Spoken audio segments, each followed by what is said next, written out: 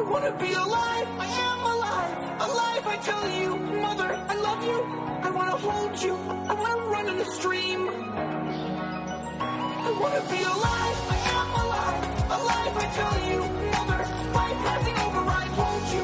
I want to run in the stream. I am alive. Post-apocalyptic scavengers.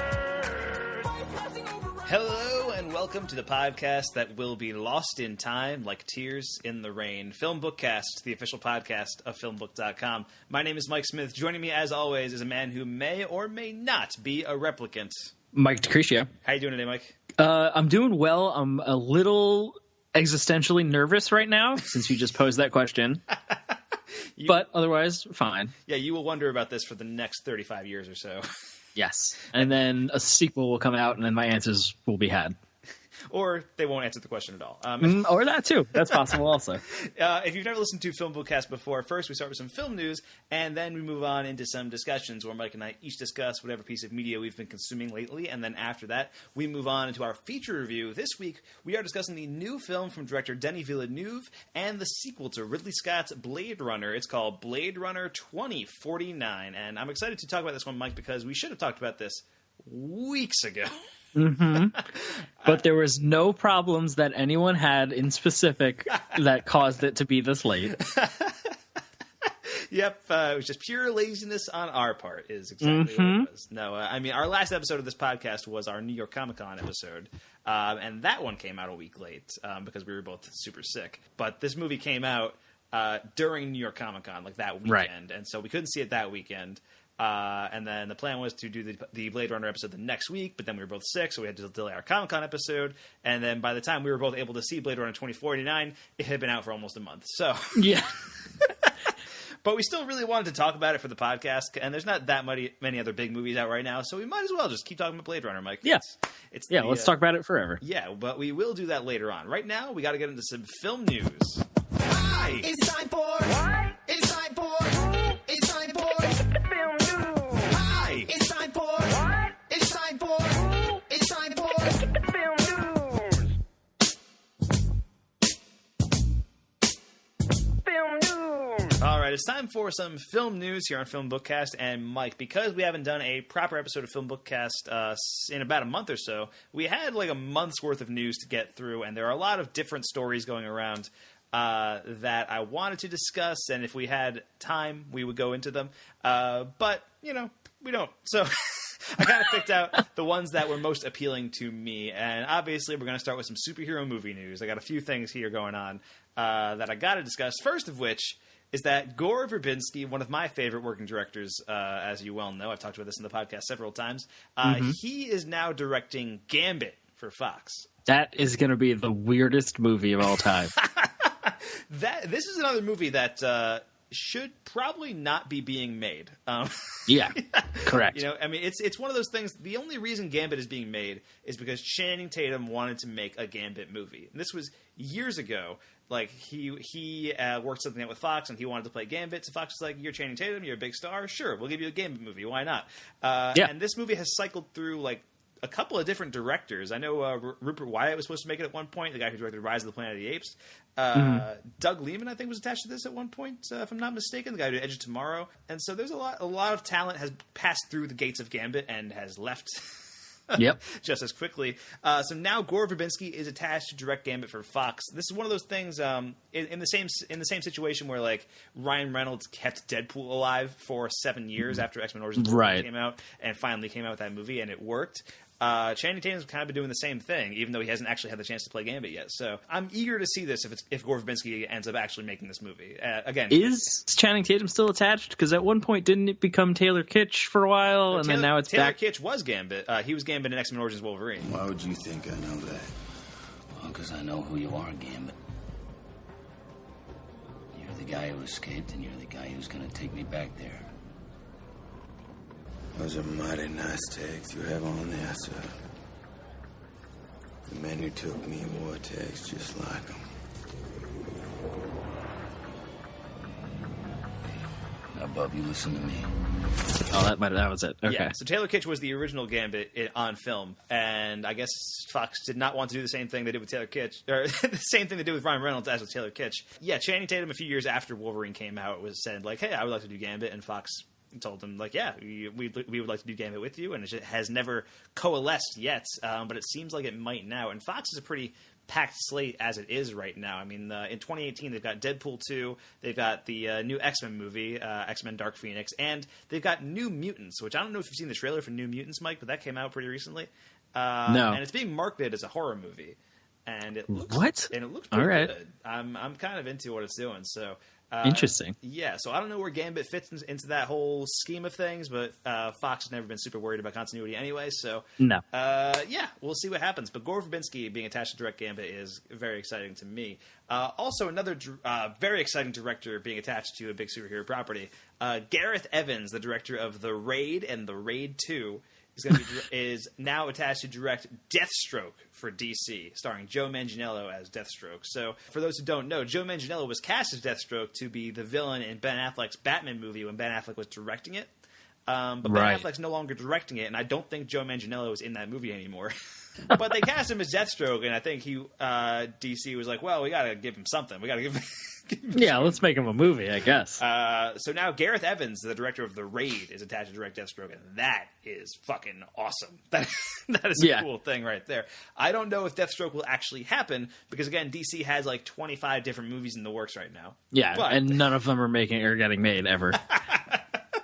I mean, we hope, like, definitely Justice League. That's coming out in a couple of weeks. I believe, so we'll give him that one. I believe Justice League truly exists. I am confident Aquaman will come out since it's already filming. It's probably finished filming by now. And I'm pretty confident Wonder Woman 2 will happen. And I'm actually pretty confident that this next one will happen, Mike, if we're going to move off the Deathstroke news. Zachary Levi was just cast as Shazam. You don't seem as confident as I do, but... well, that's just my general lack of DC knowledge and stuff. Like, I'm aware of the character Shazam. I just don't know how big of a character he is. Well, the only reason the Shazam movie is being made is because the villain, Black Adam, is being played by The Rock. Right. And The Rock has been cast as Black Adam for years now. I think it was like 2014. Like he was cast. It's been a while, yeah, at least. It's been a long time. And so Shazam is happening solely because The Rock is playing the villain, which to me seems like a mistake. He should be playing Shazam. Like, if you're going to cast The Rock, why not have him as, like, your bright hero instead of this, like, dark villain? Because The Rock is all about his charisma. And doesn't Black Adam also not talk? Right? Isn't that a thing? You're thinking of Black Bolt from The Inhumans. That was it. Okay, got it. Which is airing on ABC right now, and it's supposed to be terrible. But it seems like Shazam is actually pretty close to happening. I think they're eyeing a shooting date in 2018. David F. Sandberg is attached to direct that movie. He's the guy who did Lights Out. He also did Annabelle Creation, which just came out last month, I think. And Zachary Levi, man, I mean, this is the dude who played Chuck on NBC for 5 seasons. He's I think he was in Tangled, the Disney movie, and he's actually in Thor 2 and 3 as one of the Warriors 3, one of Thor's pals. Right. He replaced the actor who played that character in the first movie and played it in the second and third one. So, I mean, like, I really don't know this guy that much outside of his role with Thor 2. I haven't seen Thor 3 yet because it hasn't come out. But, yeah, I mean, that's cool. Good for him. Yeah, I know. I think that's an interesting choice. Just if you look at Zachary Levi or picture him in your brain and then picture him next to The Rock, not really the same. You know, it doesn't seem like a fair fight, I guess, is what I'm trying to say.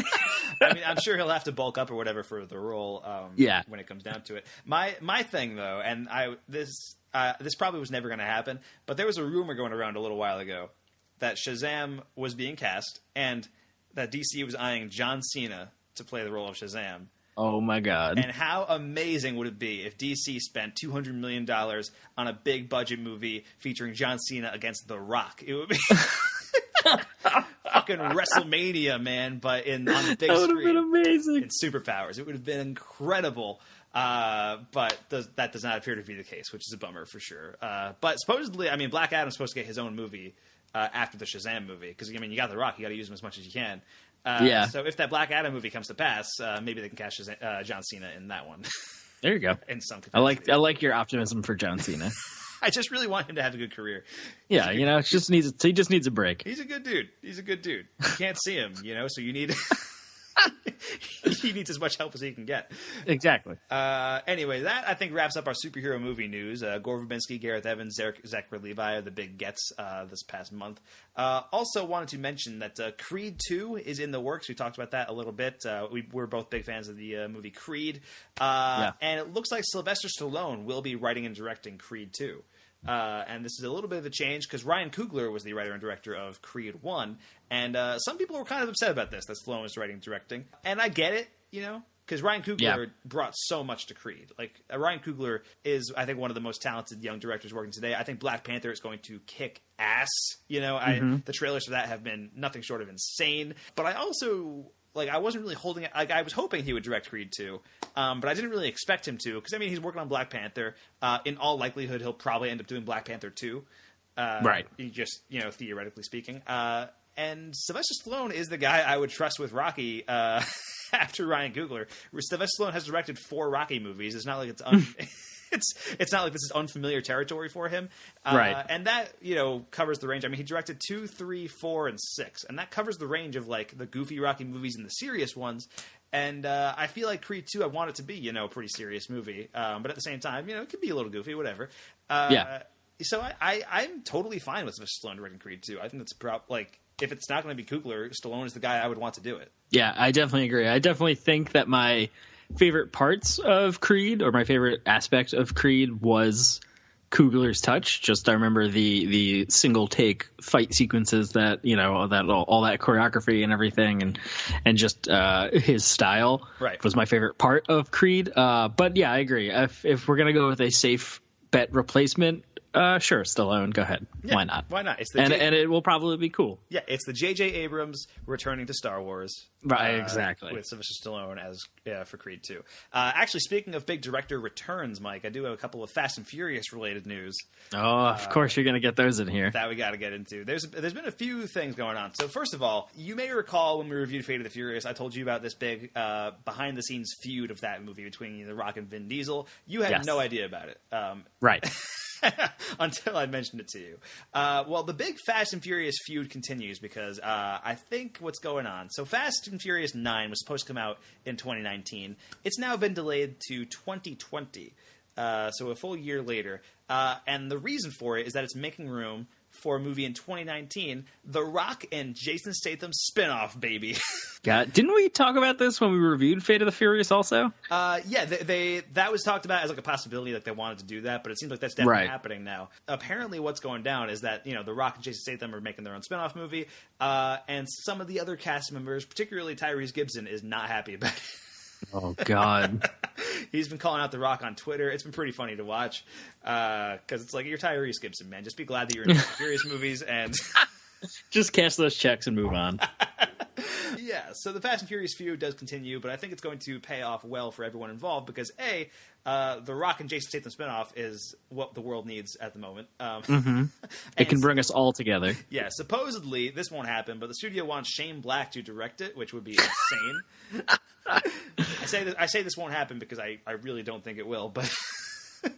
But just imagine that buddy cop duo, or that buddy cop dynamic of Shane Black with Jason Statham and The Rock. It would be incredible. I know right now Shane Black is probably in post-production on The Predator, which comes out in, I think, February. And then after that, I think his schedule's pretty much free. He had a couple other projects in the works, but nothing is concrete, set in stone yet. So if he fast-tracked it, he could do Fast 9 or this Fast and Furious spinoff if he wanted to. I don't think he'll want to, but he could. You never...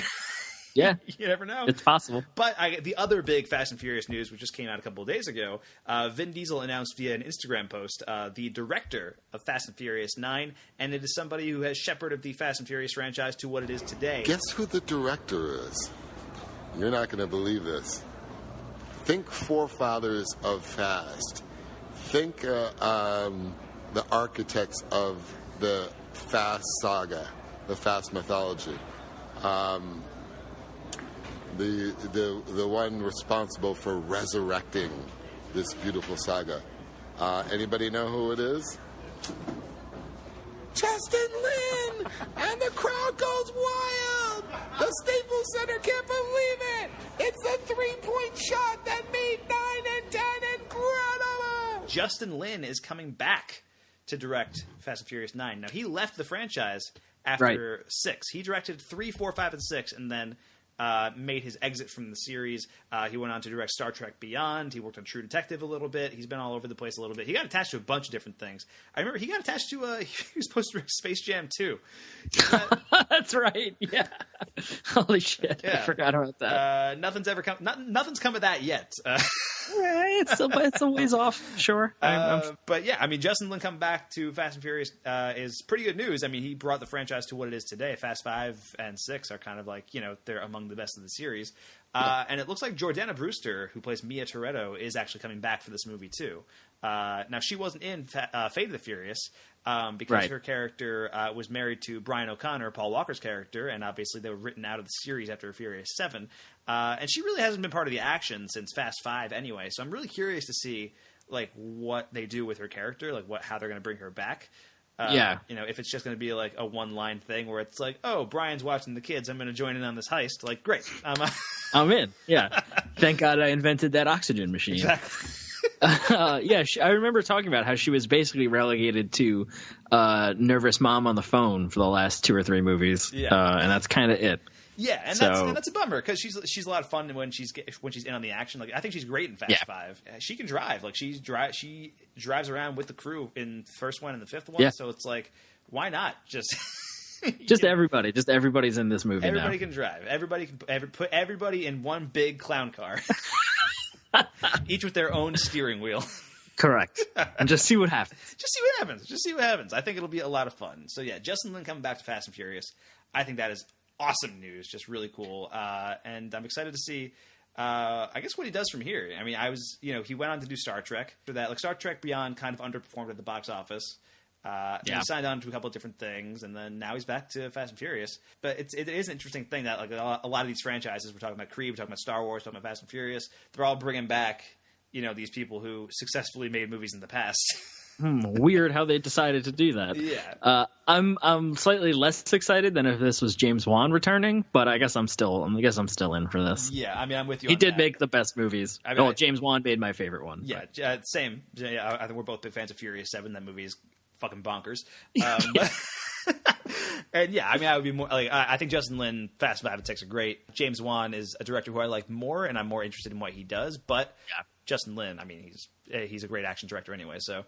Excited about that. And then I do have one last bit of film news, Mike, and I kind of just want to touch on this briefly because this has been all over the news over the past month. I don't think we really have that much to add that is of value to the community about this. So I'm going to bring the podcast down for a little bit. It's our recurring segment of the sad last news story. Yeah. I mean, it's not somebody dying this time, which is... I mean, I guess there's that, which is nice. Yeah, but we're referring to the Harvey Weinstein stuff. I mean, that's I don't think we have to spend too much time on this because this is generally a pretty fun podcast, or at least I like to think so. But okay, so Harvey Weinstein has been ousted from the Weinstein Company after dozens, if not hundreds, of women came forward and accused him of sexual assault. And I wanted to talk about this because this kind of created like a snowball effect, and now more is coming out about other powerful people in Hollywood, including director James Toback, who more than 300 women have come out to accuse him, which is just insane. That's crazy. Just insane. Amazon chief Roy Price, and just today Kevin Spacey, which was definitely upsetting. And I don't have much to say other than that it's fucked up. And and I think this is like only the beginning. I think there are other people who I've heard rumors about for years that I didn't want to believe, and it's likely only a matter of time before more is going to come to light about a lot of people in Hollywood. This has been one of the things that is kind of, I guess, like an open secret in Hollywood, and people have always talked about that. I feel like anytime you read or hear something about, the old studio system of the 20s and 30s, it was this kind of thing happening then. Right. And it's just existed within the system forever, within the bubble of Hollywood. And it seems like it's finally over, or it has the potential to be ousted and ended, and finally these people can be punished and pushed out of the industry, and whatever happens, and hopefully going forward that goes away. that doesn't become a thing anymore. Yeah, hopefully. I'm hoping this is the beginning of like a new phase of Hollywood. I think it's going to take a while. But obviously it's not just famous people suffering, and I think the hope is that this sparks enough of a national conversation where this culture can be stamped out in other industries as well. Like exactly. Yeah. But I think one of the most interesting things, I mean, the Harvey Weinstein thing was huge. It dominated the news for a few weeks, and it is still dominating the news in a lot of cases. Not today. As of this, our Lord and Savior Mueller is out to get us. As of this recording, there's some pretty huge shit going on with Mueller and his indictments. It's pretty great to watch. Mm-hmm. But you've seen people who've worked with Harvey Weinstein in the past, and a lot of people who I admire owe their careers to Harvey Weinstein. Quentin Tarantino, Kevin Smith. These are people who whose work I'm a huge fan of. And Harvey Weinstein has produced every movie Quentin Tarantino's ever made. And ditto Kevin Smith, or at least for a long time, he produced Kevin Smith's movies.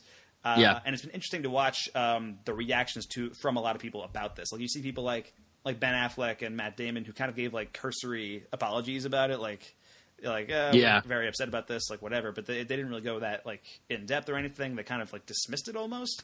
Whereas Quentin Tarantino gave like this really like in depth personal interview. Like he waited a long time to talk about it. I think he had he internalized a lot of it and really like dug deep in himself. And I think it was clear that like he felt guilt about it. I think said he was dating was it Mira Sorvino maybe? He was dating an actress in the 90s. It might have been Mira Sorvino, who came out recently and accused Harvey Weinstein about it. And he said that he knew about it back then, that she had told him about it. And I think he said he might have talked to Harvey Weinstein. It's been a little while since, I mean, this is like nearly a few weeks old, so yeah, because we haven't recorded a podcast in a while. But he talked about it very candidly and talked about how the industry has allowed this to happen for a long time, and he didn't absolve himself of any guilt by association with Harvey Weinstein, and I thought that was interesting of him. Kevin Smith, I thought, had a great reaction. I don't know if you heard about this, but he was very emotional about it. He was torn because he owes his entire career to Harvey Weinstein. Harvey Weinstein's the one who discovered Clerks.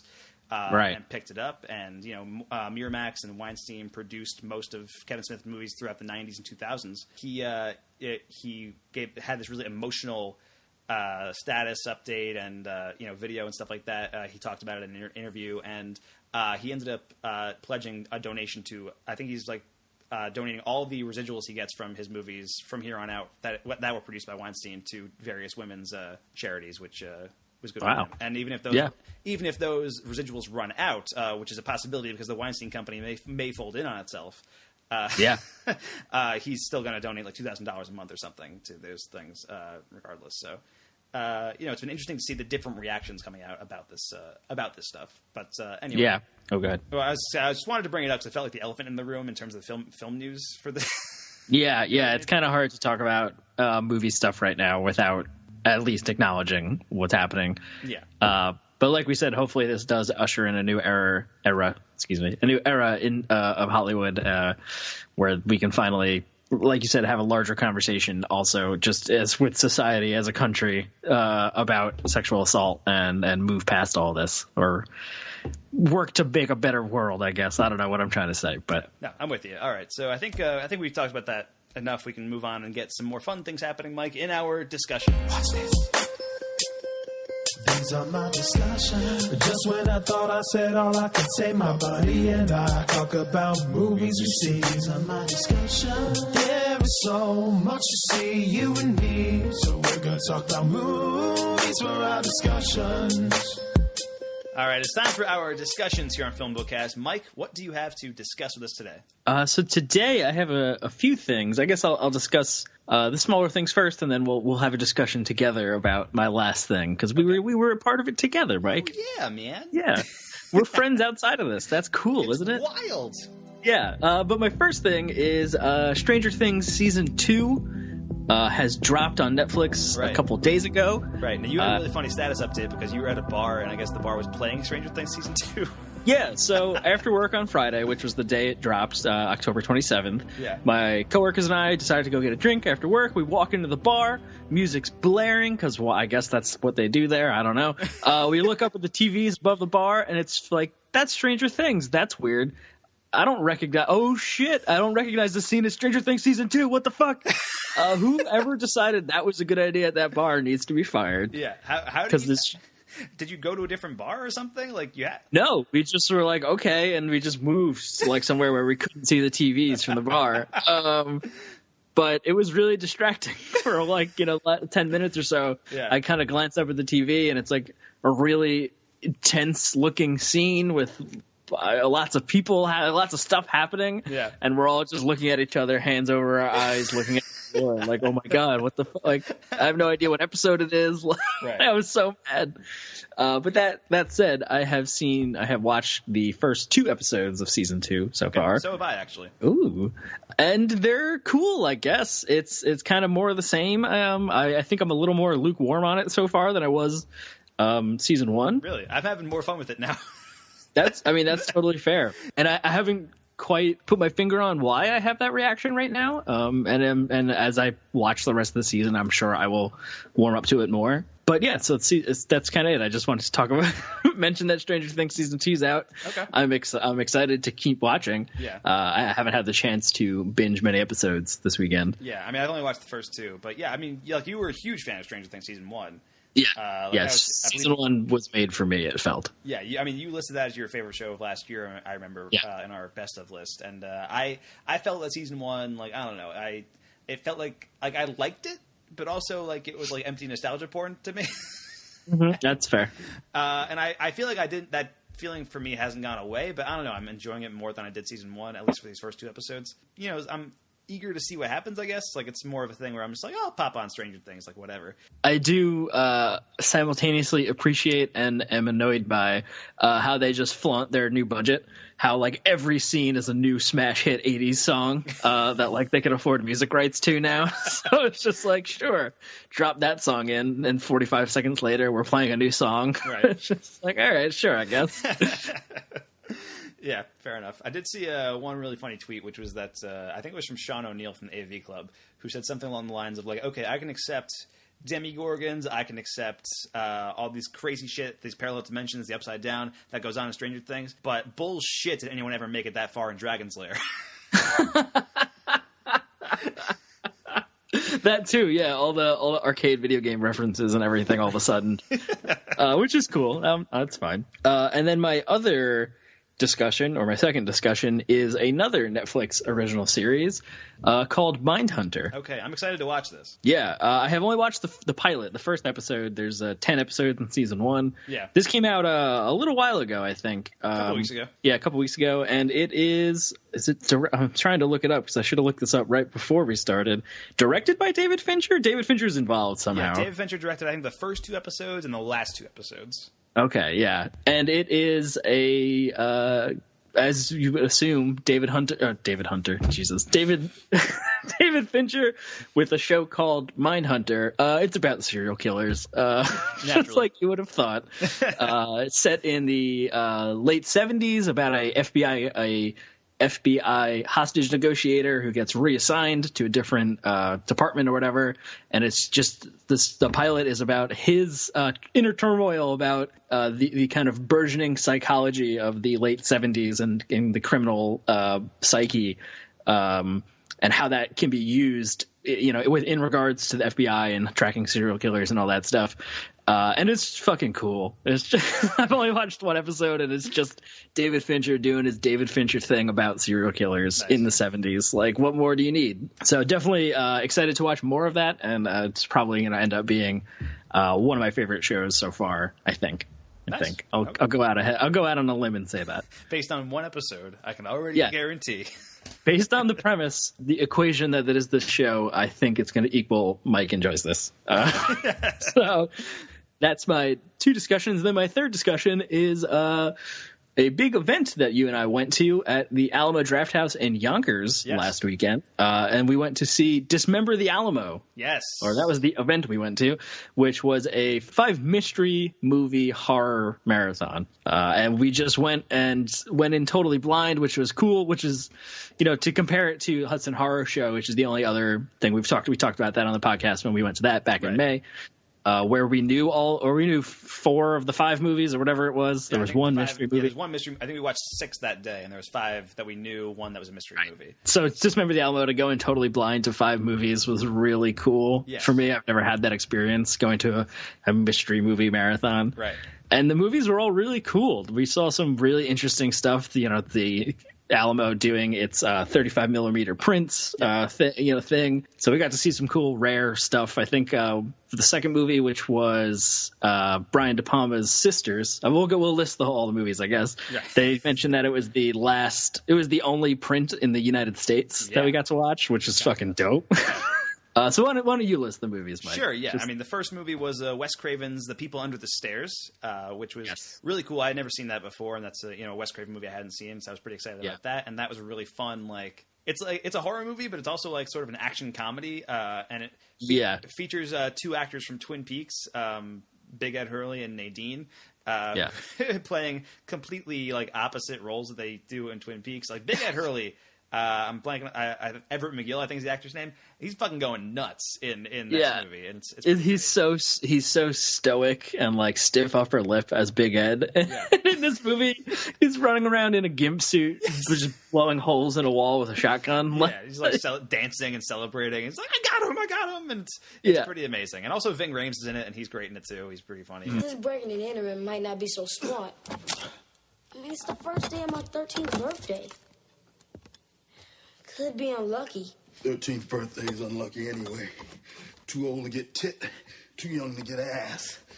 Fuck down the way.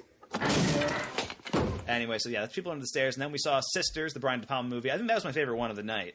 I think so too. Which was just a really great psychological thriller featuring Margot Kidder, who played Lois Lane in these Superman films. Just a really, really phenomenal movie. And then after that, we watched, it was called Dead People on the Print. It's also known as Messiah of Evil, which is from 1973. And it's a really relatively obscure, I believe, Canadian horror movie that is directed by Willard Huyck and Gloria Katz, who are the duo best known as the people who made 1986's Howard the Duck, which should probably not be their legacy, because this movie, I mean... this is a really a tough movie to find, and it was the print that was in the worst shape of the night.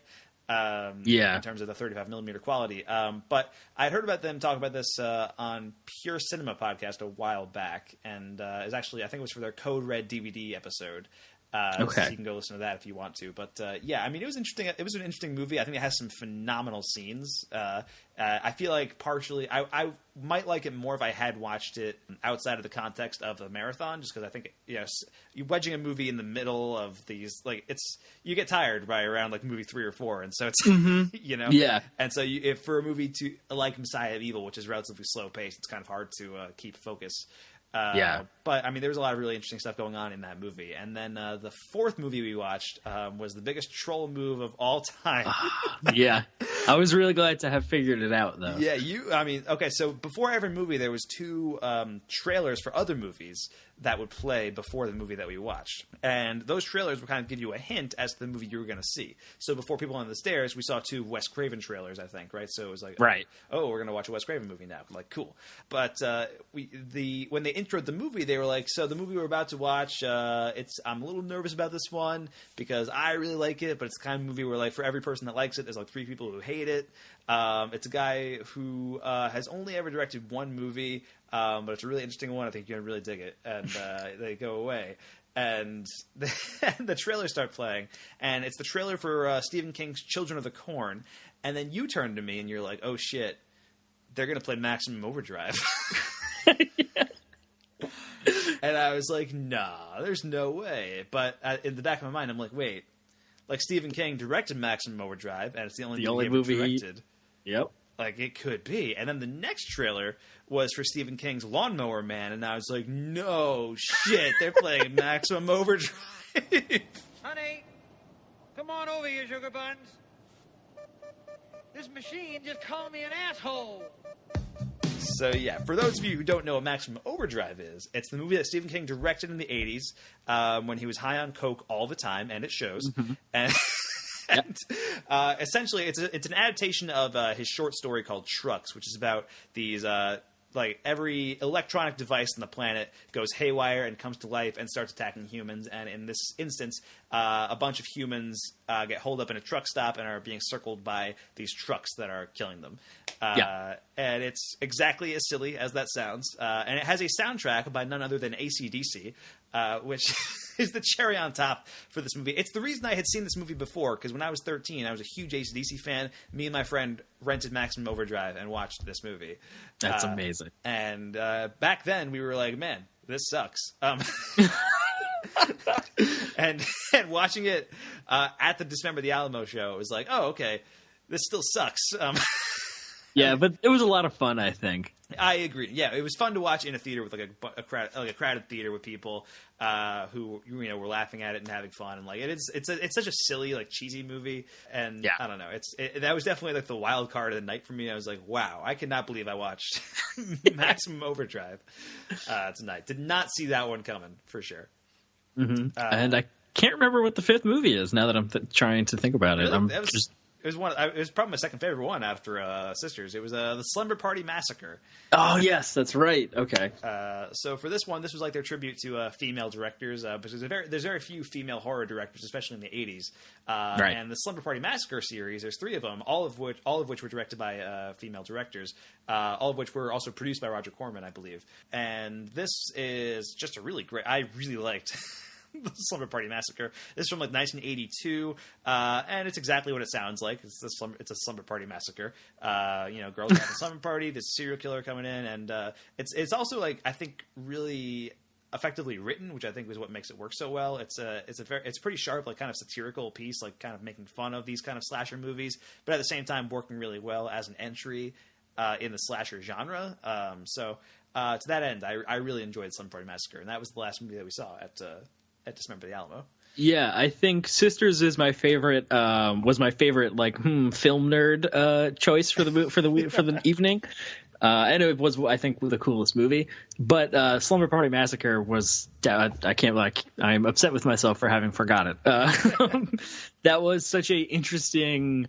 Like you said, a satire of just slasher movies, and just, for having a female director, there was so much, like, send up of the slasher genre, where we have the gratuitous group shower scene where we have just random lingering shots on butts everywhere and stuff like that.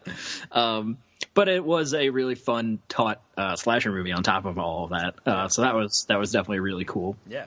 So that was Dismember the Alamo. I was surprised by the selection of movies because I expected, I don't know, when I hear Dismember the Alamo, I figure like nonstop gore fest. That was like the idea. Yeah. That's kind of what I pictured, and you kind of get that with Slumber Party Massacre. But I think every other movie that we watched, it wasn't really that. It was it was a lot more psychological stuff than it was. I mean, at least with Sisters and Messiah of Evil, definitely, and then People Under the Stairs. It's almost like this like kids adventure movie. In its way. It's such a. I think they said it came out in 91 or 92. 91. It's such a early 90s Wes Craven horror movie. Right. Just like when you think that, you get People Under the Stairs, and it's just such a silly, bombastic. Yeah, because I mean, he was making. Like we said, he made like New Nightmare around the same time, and Scream was coming a couple years later. So he was in that mode where he was like kind of getting more playful and meta in that regard, and getting a little more comedic. So the People Under the Stairs kind of falls in that category. It's not like meta in the same way, but I think is aware of horror tropes and plays around with them a little bit. But yeah. Anyway, that was Dismember the Alamo. It was a blast. I hope to go again next year. Supposedly they might expand it to 6 movies next year. Oh man, wild. So we'll see what happens. But anyway, I have some other stuff to discuss today, Mike. So we got to get through those before we get into Blade Runner. I saw a few movies over the past month or so, and the first of which is called Happy Death Day. I feel like I'm losing my mind. You sneaky little biatch. Happy birthday. I've already lived through this day. Somebody's gonna kill me tonight. The new slasher movie from Blumhouse, directed by Christopher B. Landon. And I think it's pretty solid. It's a pretty funny, like, slasher for teens. It's essentially What If Groundhog Day, but a horror movie. And amazing. This is another, like, pretty big Blumhouse hit. It had a budget of $5 million. Has currently grossed $68 million, and it's kind of cemented Blumhouse as, like, I think it might be like the most remarkable studio working today. Like, every year they come out with like 10 or 12 movies a year, and half of them don't make any money. But since they spend barely anything on them, like, can pretty much just write them off. And then, like, the other half of them are, like, massive hits. Yeah. You know, like, this past year they've had Split, Get Out, and Happy Death Day. Like, the Split and Get Out were huge. Get Out especially, it was like, you know, it's like, it might get nominated for Best Picture at the Oscars this year. Like, that's kind of what people are talking about. Please. That would be insane. But, like, it could happen. Like, it's got that level of critical acclaim. And, you know, Happy Death Day is not in anywhere near as good as Get Out.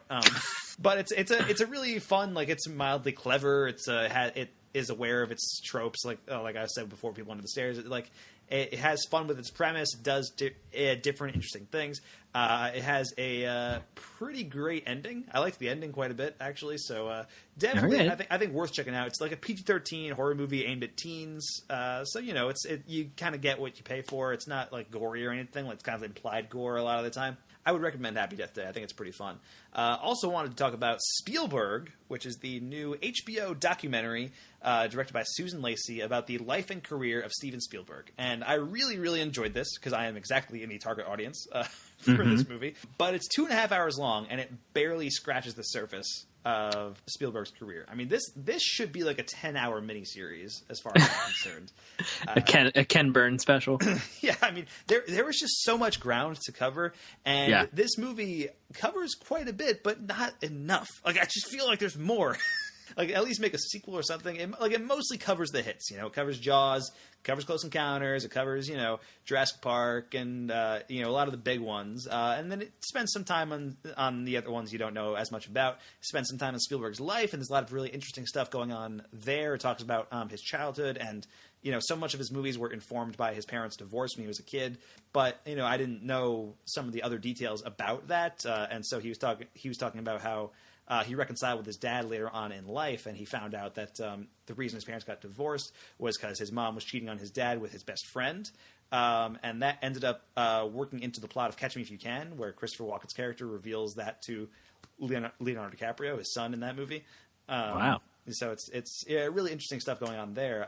But also this does have some really interesting stuff going on, recounting Spielberg's early days, where he's hanging out with the movie brats. It's like him, George Lucas, Francis Ford Coppola, Brian De Palma, and Martin Scorsese.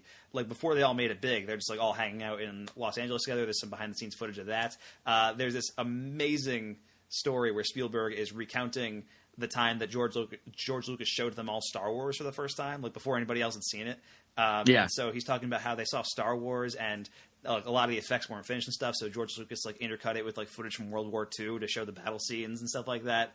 Wow. And it's really cool stuff. And then he describes Brian De Palma's reaction to Star Wars. Brian De Palma fucking hated it.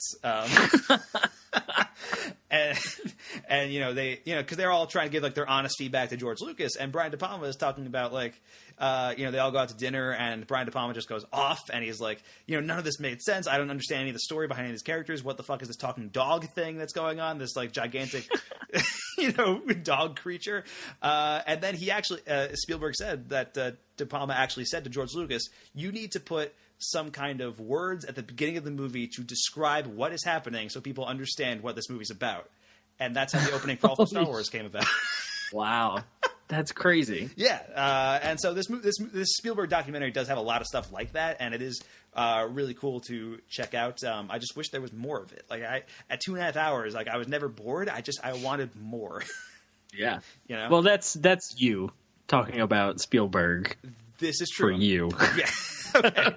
Yeah. Okay. So I'm a bit of a Spielberg fanatic, but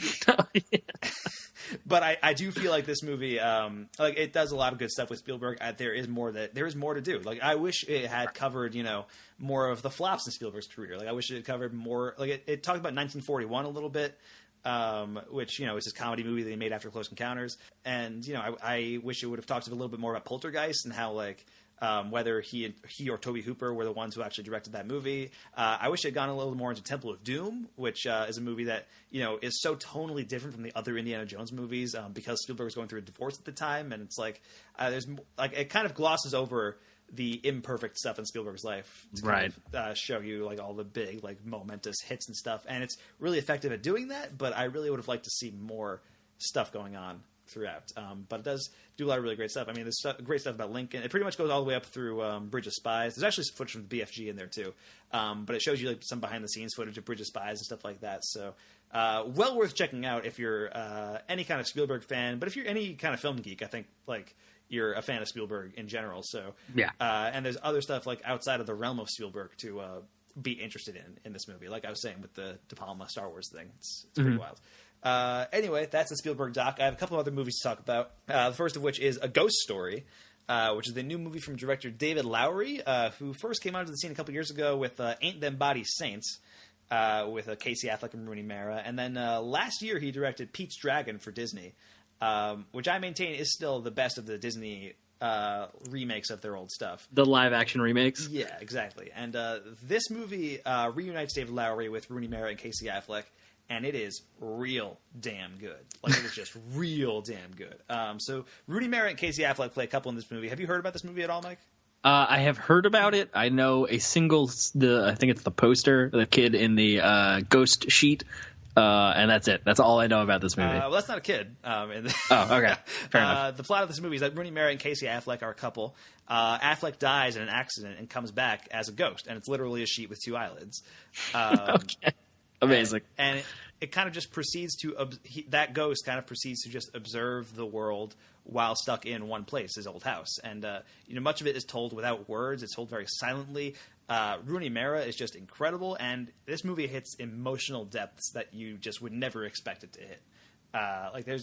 There was no point where I felt like I knew what was going to happen next. And by the time the movie gets to its ending, I was like, holy shit, this is kind of unreal what I'm watching right now. So yes. A Ghost Story, very much worth checking out. I think David Lowery is a really talented filmmaker, and this is definitely one to go see. I actually haven't seen Ain't Them Body Saints, and I kind of want to go back and watch that now. I believe that's on Netflix, so I'm going to have to check that out when I get a chance. And then the other movie I saw this weekend was The Florida Project. It's only second week of the summer, and there's already been a dead fish in the pool. We're trying to get it back alive. Water balloons thrown at tourists. Boobies! Boobies! I failed as a mother, Moni. Yeah, Mom, you're a disgrace. Which is a new movie directed by Sean Baker, who directed a movie a couple years ago called Tangerine, which I also missed and I meant to watch. I heard great things about. That's on Netflix too, I think. But this is a new drama about small kids growing up in a poverty-stricken hotel in Florida, just around the corner from Disney World. And this is a very good film, featuring like a great against-type performance from Willem Dafoe. Willem Dafoe is like next-level great in this movie. Wow. And I'm not sure it really sticks the landing in the end. It kind of goes off into this alternates, and like it's a very odd ending, but I think for the most part it's a pretty effective work. Also, your boy Macon Blair makes a quick appearance. My boy, I gotta see it then. It's for like one scene, but he's pretty good in the scene. So I did want to briefly mention The Florida Project. I feel like I wasn't as crazy about it as a lot of people were. This movie's been getting really positive reviews across the board, but I did enjoy it quite a bit, or enjoy it kind of not really the word to use, but I was affected by it. Right. Although there was a lot of funny moments, so whatever. Finally, I want to give a shout out to The Deuce, which is the HBO drama from David Simon, the creator of The Wire, that just wrapped up its season last night. And have you seen anything about The Deuce, Mike? Are you familiar with the show at all? I know the basic premise that it's about Times Square in the 70s, I believe, maybe the 80s. I don't remember. Yeah. In its seedy underbelly past, before it was the tourist trap it is now. Yeah, I mean, the show is essentially about the sex workers that birthed the porn industry in 70s New York. How about that? Yeah. So when you're talking the more about you know. seedy, yes, it's definitely seedy. And it's pretty great. I mean, there's not much of an overall story in this show, as much as it is like just a slice of life with these characters. But it's got James Franco doing really great work in a dual role. He plays brothers in the show. And one of the great pleasures of the show is just watching James Franco insult himself like back and forth. It's pretty phenomenal. And Maggie Gyllenhaal is also great in this show too. She plays a prostitute who starts to get into the porn industry and then becomes kind of enamored with the process of actually making the movies, and so kind of becomes the first female porn director. And it's really interesting on that front. And there's a lot of like really great performances just across the board. Lawrence Gilliard Jr. from The Walking Dead is in the show as well. He played Bob on The Walking Dead. Zoe Kazan is in a couple episodes as well, and it's good stuff. Actually, speaking of The Walking Dead, might as well throw this out there. The first two episodes of The Walking Dead, eighth season it premiered, and I've watched them, and they are about as boring as you would expect. Man, you had such high hopes, I felt. Yeah, I mean, it was. I was kind of looking forward to the new season just to see, because I went to the Walking Dead panel and I was like, yeah, it's the Walking Dead, whatever. But the panel kind of got me jazzed up. I was like, oh, they're talking about how the show's going to be more quickly paced this season and stuff like that, and like it kind of is. It's pretty much like these last 2 episodes have been pretty much nonstop battles and action and stuff, but there's been no like context for it. It's just been like. Mindless action. Like it's like they're infiltrating all these buildings, and I'm like, but why are they doing this? Like, there's no real reason for it other than like they're attacking Negan, and it's like, all right, but is there like a plan here, or like what is? Like I don't understand. The pace is too quick. There's not enough time, Mike. It's not even that the pace is too quick. It's just very incomprehensibly told. All right, fair. But I do want to shout out the first episode of The Walking Dead because it literally opens up. It's the premiere of this episode of the season. It's also the 100th episode of the show. And what better way to open the new season of The Walking Dead, the 100th episode of your show, than with Weird Al Yankovic's Another One Rides the Bus? Because that's what this show did. And wow. It was kind of weird. And it wasn't just in an opening scene. It was prominently featured throughout the episode. What an interesting choice. Yeah, it was very strange. It was like in these weird flash forwards. So they kind of like cut back to the flash forwards throughout the episode. And I'm thinking they might do it throughout the season. And if that's the case, I'll have to keep watching because I love Weird Al. Yeah, they got you. That was the one thing that it could take, and they did it. Yeah, I can't believe it. So yeah, anyway, that's The Walking Dead. That's The Deuce. Those are all the movies we talked about. We had a lot of discussions this week, Mike. Yeah, it was a very long segment. Very long indeed. I'm out of breath. So we got to move on, Mike. Let's get into our featured review of Blade Runner 2049.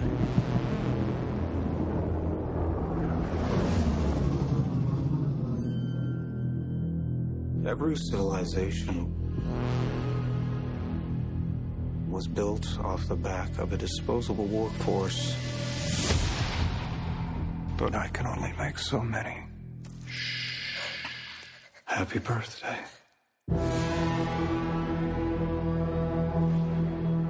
There is an order to things. That's what we do here. We keep order. The world is built on a wall that separates kind. Tell either side there's no wall, you bought a war.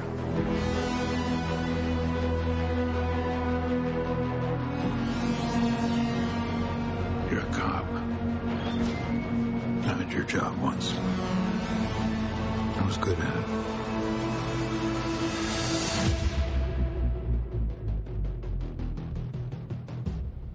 I know. What do you want? I want to ask you some questions. All right, that was from the trailer for Blade Runner 2049, written by Hampton Francher and Michael Green, and directed by Denis Villeneuve. This stars Ryan Gosling, Harrison Ford, Ana de Armas, Sylvia Hawkes, Robin Wright, Mackenzie Davis, Carla Yuri, Lenny James, Dave Bautista, and Jared Leto, among others. And the IMDb plot synopsis for Blade Runner 2049 reads, a young Blade Runner's discovery of a long-buried secret leads him to track down former Blade Runner Rick Deckard, who's been missing for 30 years.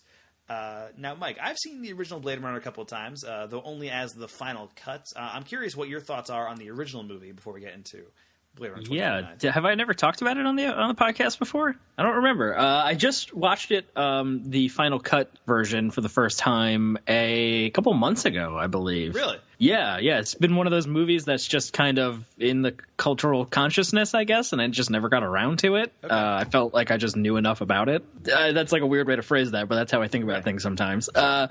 So I finally sat down, watched it. It was definitely a sight to behold. I don't know if it was something that I particularly loved or enjoyed a whole lot. Okay.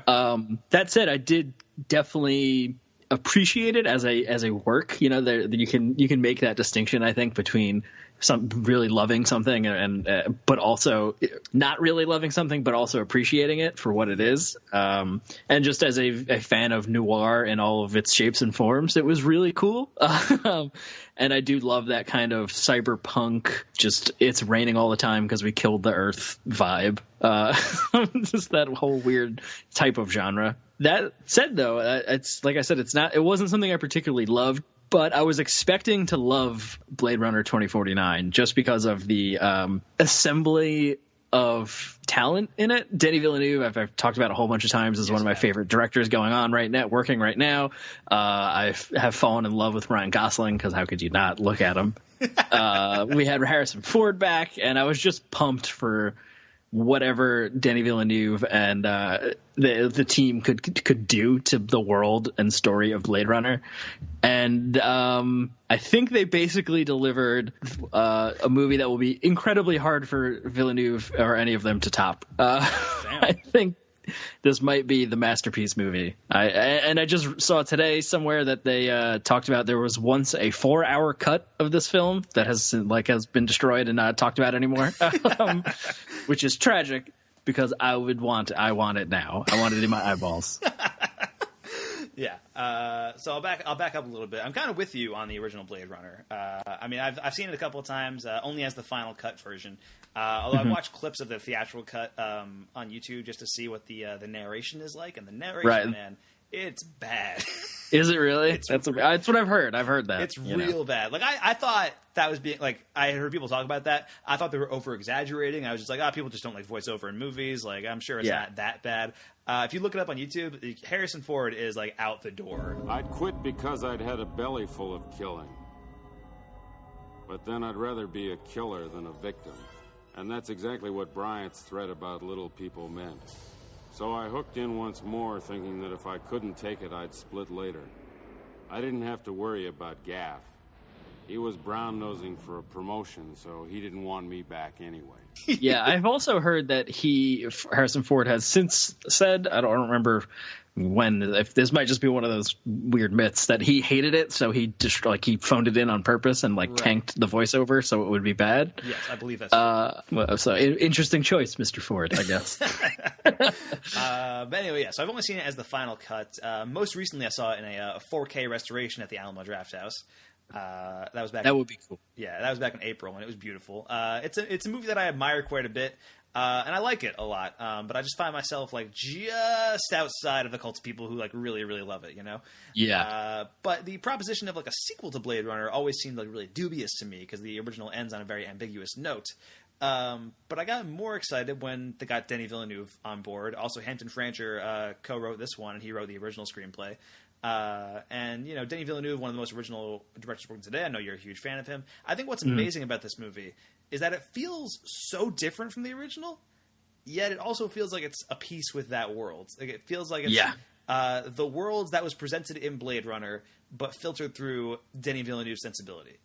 And I think that's kind of the big distinction to make. And it explores new ideas, or it expands on the ideas of the first one. It arguably has more of a story hook for the audience to latch onto, I think. The first, if you put a gun to my head, I don't think I could really recount the story of the original Blade Runner to you. No, it's very much not about that. Yeah, the basic plot of Blade Runner is kind of murky. And I can kind of give you Roy Batty's a evil dude, bad replicant, and he's trying to. He's trying to live or whatever. And, I get the basic gist when I'm watching it, but it's really difficult to explain, I guess, is what I'm saying. What I'm saying. But this movie, it feels more clear cut in terms of what its plot actually is. Also, the movie just looks flat out amazing. Cinematographically. My other boy, Roger Deakins, showing up. Yeah, Roger Deakins, best cinematographer working today. Period. It's a goddamn crime he has not won an Oscar yet. I think this has to be the one, right? This has to be the one. I cannot fathom another movie this year winning the Oscar for best cinematography. Another movie probably will, but just because Roger Deakins is cursed to walk the earth without an Oscar forevermore. Whatever deal with the devil he made to be awesome at cinematography, it cost him his Oscar, I think is what happens. Pretty much. But yeah, I mean, this movie looks unlike anything that has been out in theaters this year. It's really kind of a sight to behold. I really feel like the only thing the movie is missing is a performance that is as dynamic as Rutger Hauer's in the first movie.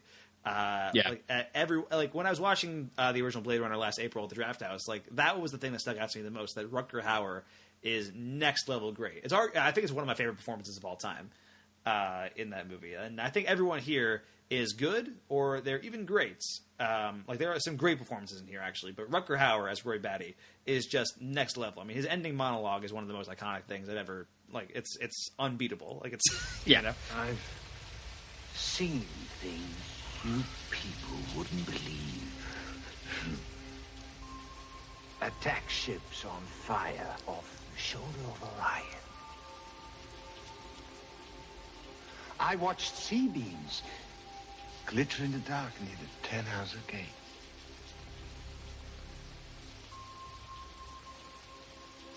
All those moments will be lost in time.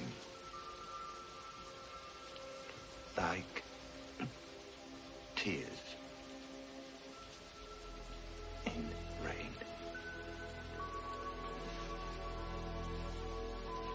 Time to die.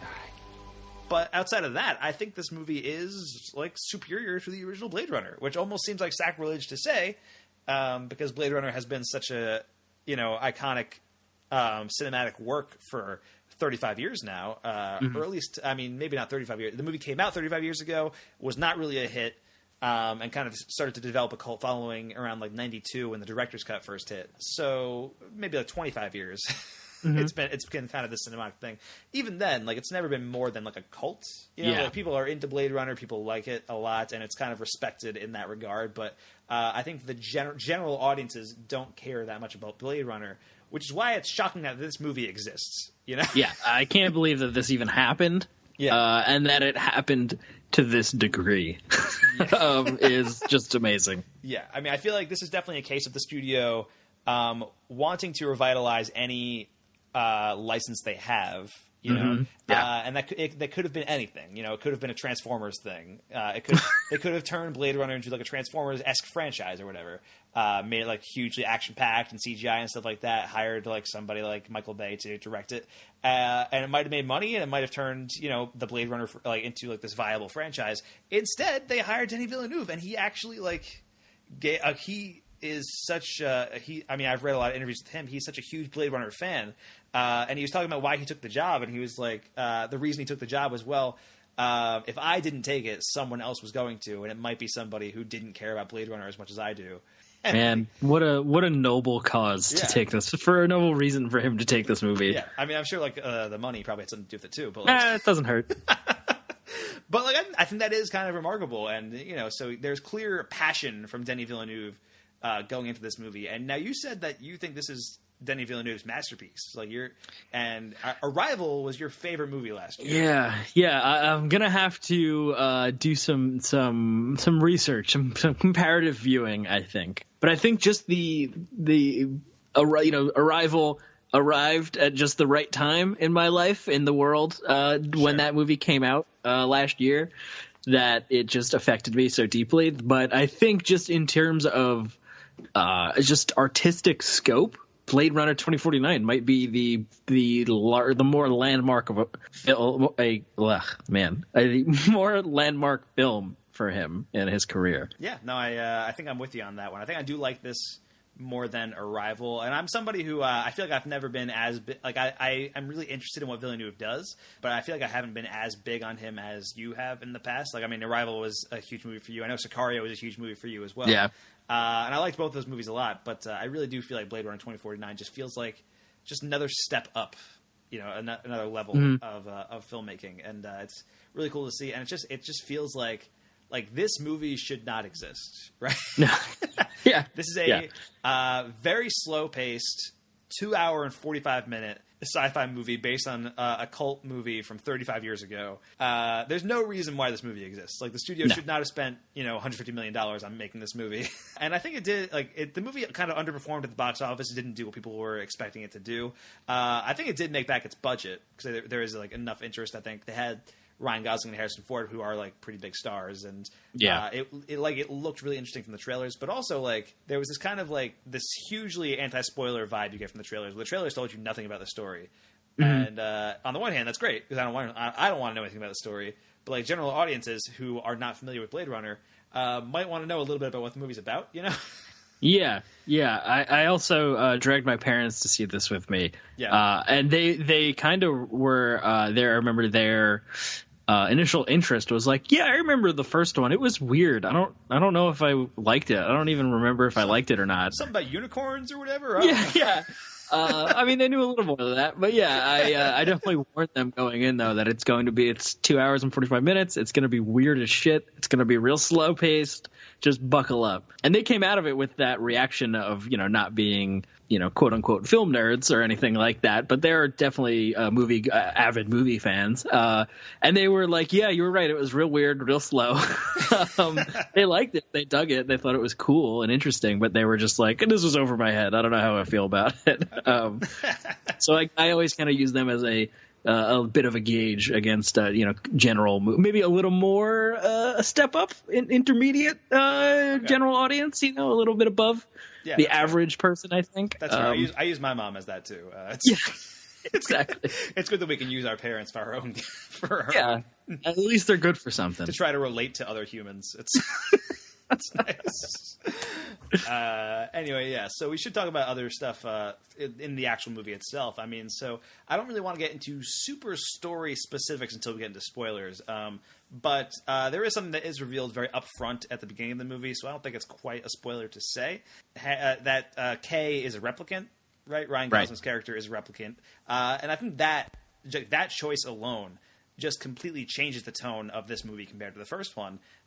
Whereas in the first one, it's played kind of ambiguously. What's interesting about the question of whether Deckard's a replicant or not in the original movie is that that's not really something the movie poses in the text. It's never something the movie actually asks the audience. While you're watching it, it's kind of something that audiences have kind of picked up afterwards. I've read some kind of discussions or whatever you want to call it about the differences between the theatrical cut. Apparently, that's not even a thing. That doesn't even exist. But as Ridley Scott has made his director's cut and then the final cut, he has inserted that more and more into the final cut. I feel like it's pretty. It's left as a question mark, but I feel like it's pretty obvious where Deckard falls, that he's just a replicant. I think in the final cut, right? He gets that weird eye glow thing that that only replicants have at some point, I believe. That does happen at one point, yeah. But But I think that the fact that does make this kind of significant. Like within the first 5 minutes, you're aware that Kay is a replicant. I think Dave, and it's kind of just played it's not revealed to you oh, you are a replicant. It's not like. It's not saying oh, as a replicant, I like to believe. Yeah. It's in that opening scene with Batista, and Batista says something so how do you feel about taking down your own kind or something like that? It's kind of just passed on conversation. If you miss that line, you might miss that entire thing you might have missed that for a long time. So I think that I think that changes a lot about how you approach the main character in this movie. And specifically, I think that plays out really well in the relationship between Ryan Gosling and his AI, Joy, which may have been my favorite part of this movie. I think it was very clearly influenced by Spike Jonze's Her in a lot of respect, but it kind of takes that concept and presents it in a different light, and I think that was pretty cool. Also, I feel like there was a pretty big Children of Men influence on this movie, too. I kind of got that vibe as well.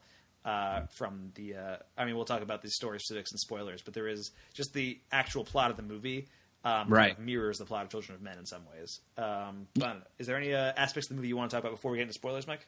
I don't really think so. Just without getting into specifics about stuff, I think you talked about having a clear-cut plot mystery going on definitely enhances this film as compared to the first one. Right. Just all of the general aesthetic of everything about this movie is so fucking cool. As sad as it is that we're farming grubs or whatever we're doing in the beginning there.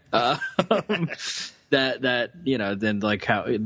a long tracking shot earlier in the film, I think during the opening credits or something like that, where the car is flying over all the solar farms, and it's just endless solar farms.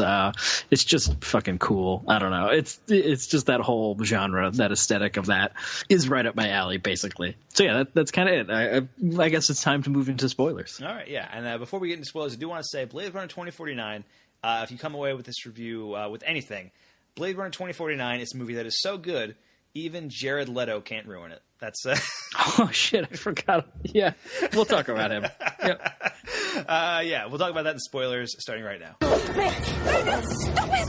Both of you! You're spoiling it! You're spoiling everything! All right, so spoilers for Blade Runner 2049 starting right now. So I do want to talk about Harrison Ford a little bit in this movie because he is all over the marketing in this movie. Like he's prominently featured on the poster. His name is right there, right upside with Gosling. He does not appear until maybe the last half hour of this 2 hour and 45-minute movie. And he's good when he shows up. Like I think he's really interesting. He does a lot of really interesting stuff.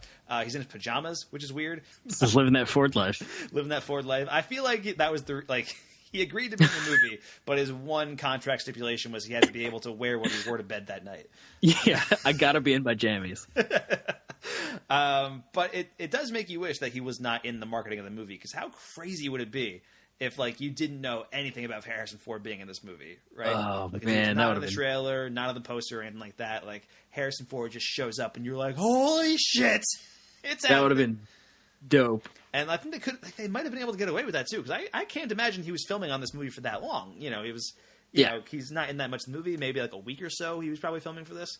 So it's like you keep that under wraps. Like it could happen. Like I don't know. I just really that surprise of Deckard finally showing up would have been amazing, because the entire movie is Gosling searching for Deckard. So if Deckard showed up, you're kind of building this anticipation. Is Harrison Ford in this movie? Is this going to happen? Is this really going to be? Yeah.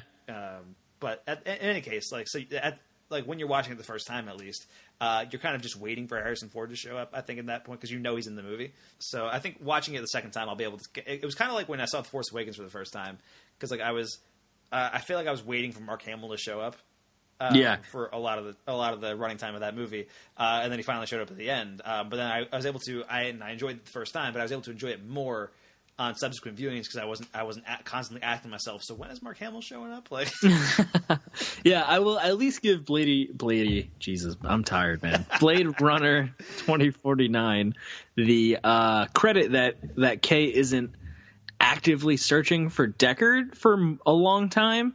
He's searching for someone related to Deckard, right. I think, at least the way I took it, until it makes a hard turn and we're actively looking for him. Yeah. But there is definitely that impending feeling of just when does Harrison Ford show up? Yeah, exactly. So the film does center around the discovery of a child that was born by replicants, not built in a factory. Which is eventually revealed to be the child of Deckard and Rachel, Sean Young's character from the original movie.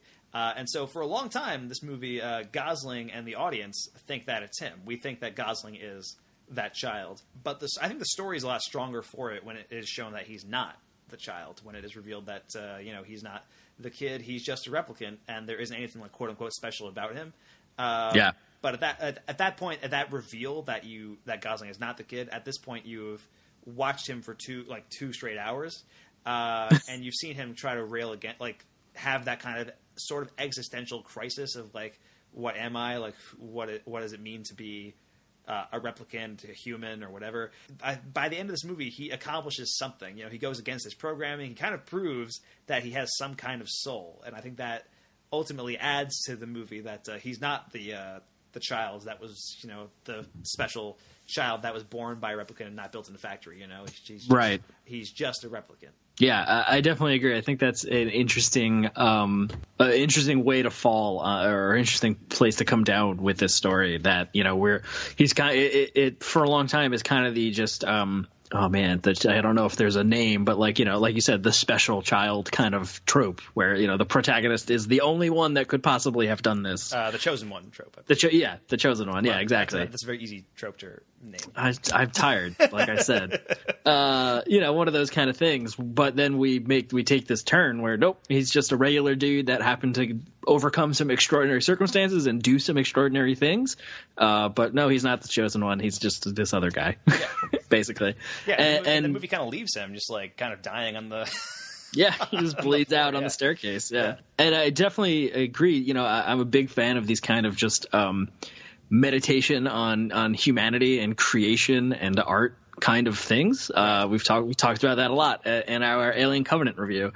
How it was so interesting that of Ridley Scott's franchises or works to pick to make that have that meditation, it was Alien Covenant, not Blade Runner, right? Because this Blade Runner 2049 is definitely about that. Also, there's a lot of there's a really great line I think at one point where the character, I can't remember her name. It might be someone from the first movie, which I just didn't recognize.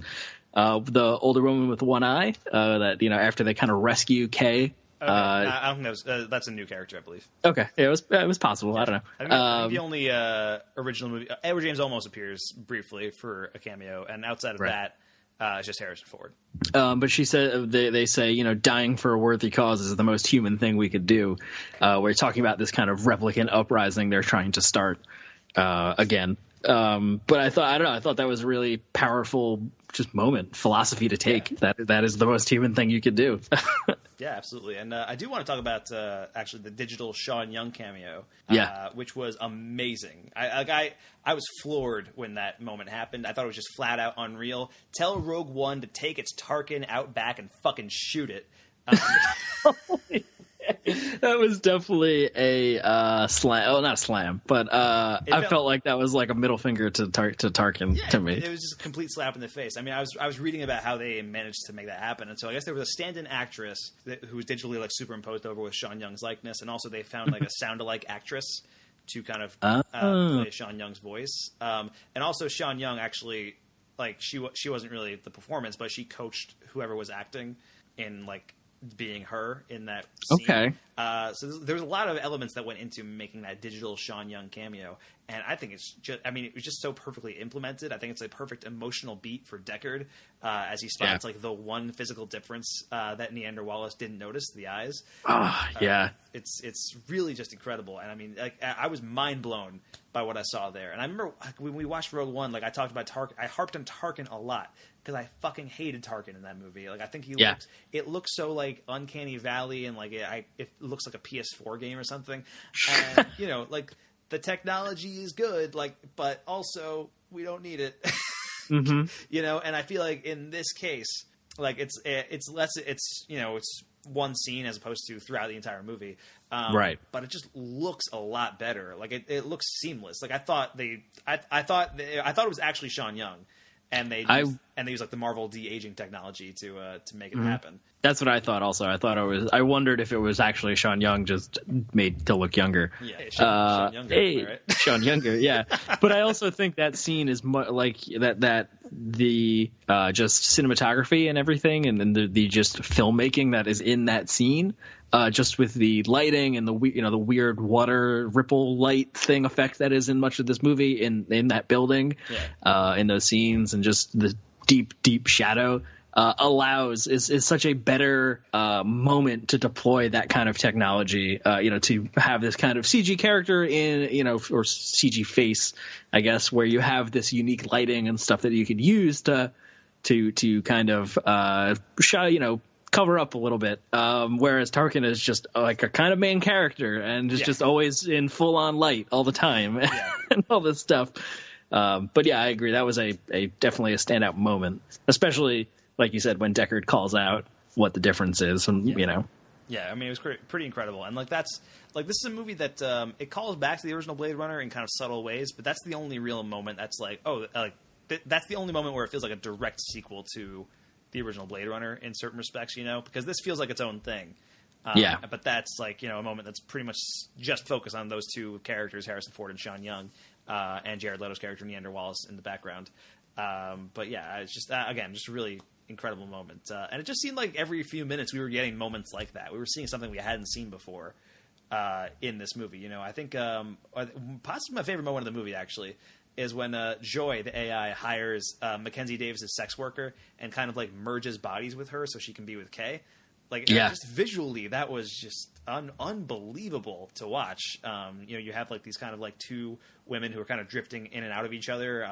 It's pretty wild. Like, it was amazing, and there's another scene when Kay finds Deckard and the two fight amidst this like short-circuiting hologram of Elvis. That's going on, and like the sound design is like off, and like it just looks like it's so off-putting and weird, and it's really just there's so much stuff that I feel like I will remember for a long time. I'm interested to hear what you think about what was the character's name? Was Love, I think, Wallace's like assistant or whatever. Right. To me, she started out as a really interesting, kind of oh man, I don't know how to phrase this thought exactly, but kind of, we're talking about Kay and how he is able to overcome his programming at points and, just is a replicant, but is able to have these human moments. Right. And Love seems like another character, another replicant able to have that where, she's crying during this fucking evil villain monologue that Leto has, which I guess, happens, sure, when he is the birthday of the replicant that we get to watch, with him, right. Where she's standing there crying and all these things. And it was really interesting. And then, towards this third act where, Harrison Ford shows up, she just kind of becomes a Terminator. And it was real weird to me. Yeah. It was still cool, like it's still badass and stuff, but it just felt like a weird turn for her character to take. Okay. Yeah, I'm with you. I mean, I think there was a lot of interesting stuff going on with her character. I don't know if she ever became more than a Terminator for me, I guess. Yeah.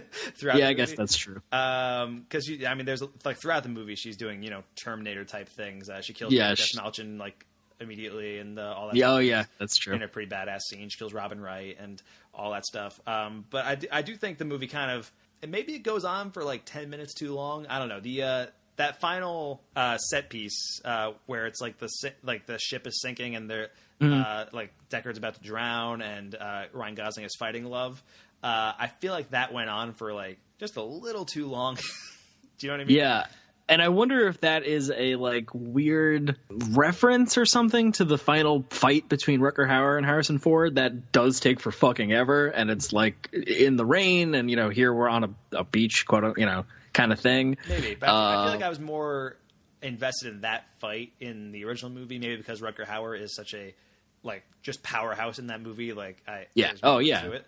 But I don't know. I feel like that's the only moment in the movie where I feel like it kind of sagged a little bit for me, and then it comes back in the end. It kind of comes back around, and that moment where Deckard reunites with his daughter and the movie ends is really solid. And I felt like it was a weird emotional beat to end on at first, but I don't know. The more I sit with it, the more like I kind of enjoyed it, I guess. But yeah, I mean, like Kay is investigating the daughter Stelline early on in the movie, who's eventually revealed to be Deckard's daughter. So she's only really in like one or two scenes in the movie, but you see her putting together these memories to implant onto replicants, and that's just like an incredible sequence too. Yeah, just, like her like kind of moving around and like developing these memories while Kay looks on. That's just man, it's great. It's great. Yeah, I feel like I'm just pointing to scenes now, like man, that was great. Man, that was great. Yeah, that's what a lot of this movie is, though. So, Mike, is there any other spoilery things you wanted to discuss about Blade Runner 2049? What did you think of Jared Leto in this movie? He's only in like 5 minutes. Yeah, and I guess I gave a bit of a preview to what my gut reaction to it is. He is giving a interesting performance, or I think a good performance for what his character is. Yeah, but I feel like his character isn't much more than super industrialist magnate that wants to be God, and is given like a real hammy reading of a lot of delivery of a lot of his dialogue. But at the same time, it sort of does fit what his character is. So like I'm kind of two minds about it. I think it's okay. I think it's kind of cool and interesting on one level, but on another, you're just like being supervillain, cutting open people because you can, kind of thing. I mean, I'm with you. I think, I think he's. I actually like Jared Leto in this movie. I don't dislike him as an actor. I dislike a lot of this. Typical. Okay, I dislike some of his performances, and I dislike a lot of the movies that he's in. But I don't really dislike him as an actor. In general, I don't dislike anybody as an actor in general, because I think anybody can give off a good performance if they, if the circumstances are right. But I think what helps that he doesn't overstay his welcome. Like, again, he's only in like 5 minutes of this movie, even though he was in like a lot of the marketing and stuff. He's in like maybe like a scene at the beginning and like a scene at the end. Yeah, we kind of just check in with him every now and then for him to deliver some kind of "I am God" dialogue, and we move on. Yeah, it does almost feel like the movie is like sort of setting up like a third Blade Runner movie in its weird way, and I think that might have been the idea. Like I think the studio did want this to launch some kind of franchise, and then once they saw what Denis Villeneuve delivered to them, they were like, "Well, that's not gonna happen." Yeah, you're right. It definitely is setting up this kind of like like replicant uprising. Yeah, this like Hunger Games, like this kind of like peasant uprising, going to take back the world kind of thing. Right. And it doesn't really go anywhere with it, kind of thankfully, I think. Yeah, I mean, I could see maybe 35 years from now when Blade Runner 2075 or whatever, we can get something like that. We'll see what happens. But I think this is a perfect return to the Blade Runner universe, and it's a good place to leave it for now, I guess. Like I don't want to risk I don't want to risk the goodwill I have with this Blade Runner universe now with another one just yet. You know what I mean? Mm-hmm. I agree. Yeah. I'm satisfied. Yeah, I mean, this is like a ponderous, expensive, slowly paced, thoughtful, vast canvas that got a wide release in American theaters in 2017, which is kind of amazing by itself. The fact that the movie is as good as it is like kind of a bonus. Yeah. It is definitely disappointing, though, that the studio kind of reacted or treated it the way they did post-release. Like, they've already pulled it from theaters, basically. I mean, it's not... the movie has been underperforming. Like, it's not like it's... Yeah, I mean, I guess I'm thinking of what were they expecting, right? Right. I mean, this movie had a budget, I'm looking at it now, $150 to $185 million. Wow. And it's made $223 million, so it made back its budget. But it hasn't lit the box office on fire, and I don't think anybody could have reasonably expected it to. Right. So exactly. But it in its current form, I think Blade Runner 2049 is a pretty remarkable piece of work. We haven't even talked about the sound design, by the way, which Hans Zimmer's score, I think it's Hans Zimmer, right? He did the score for this. Yeah. It is incredible. I think he did great work here too. Maybe not as good as the original movie's score, which is by Vangelis, which is really memorable, but Hans Zimmer does a good job here. Wanted to throw that out there too. But you have any final thoughts, Mike, before we wrap this up? No, I think I've kind of expressed all of them to satisfaction for me. Cool beans. I think we have expressed all of our thoughts to satisfaction. I'm really tired, Mike. I know, me too. Well, where can we find you online this week, Mike? And then you can go to bed. All right. You can find me at twitter.com/mdfilmblog. And if you like Dungeons & Dragons, my friends and I post our games at youtube.com/geonerd79. And you can find me on twitter.com/msmithfilmblog and all of our podcasts and stuff at FilmBook.com. Plus, you can find my work at FrugalMarquee.com. Thanks for listening to FilmBookcast. Mike Smith, Mike Decretio. If you're listening to this view of our podcast on iTunes, please subscribe, rate, take a moment to give us a review. Feedback, compliments, topic discussions, hate mail can all be sent directly to podcast@FilmBook.com. Please list the podcast you are emailing about in the title of your email, because we produce just so many different ones, hard to keep track. We would love to hear from you. Now, join us for the next episode of FilmBookcast, where we'll be talking my boy Taika Waititi and his new film, a little fantasy lark. You may have heard of it. It's called Thor Motherfucking Ragnarok. I would love a director's cut where that's actually the name of the movie. Knowing Taika Waititi, that might be on the way. And yep. And you can check out our next complete works, where we're talking Nicolas Cage's role in his first superhero film, 2007's Ghost Rider. Looking forward to that. Yeah. Thanks so much for listening, guys. We are out. Who wants to be my Prince of a decade? I want to be alive. I am alive. Alive, I tell you. Mother, I love